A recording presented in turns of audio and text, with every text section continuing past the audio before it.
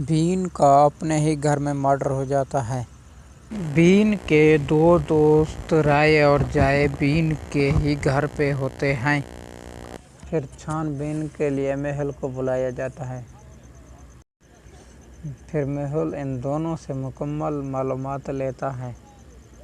राय के पास पीले रंग की गाड़ी है और जय के पास लाल रंग की गाड़ी है और जिस बीन का मर्डर हुआ है उसके पास काले रंग की गाड़ी जो एक हफ्ते से उसकी जगह पर खड़ी थी। पूछ-गछ के दौरान राय ने कहा कि मैं आज सुबह सवेरे अपनी कार में आया था। मैं आया तो जय की गाड़ी वहां पहले से ही खड़ी थी। जय ने कहा मैं तो आज सुबह ही आया हूं और राय की गाड़ी पहले से ही वहीं खड़ी थी। मैं कुछ नहीं जानता। क्या आप बता सकते हैं बीन का मर्डर किसने किया है, जय या रॉय?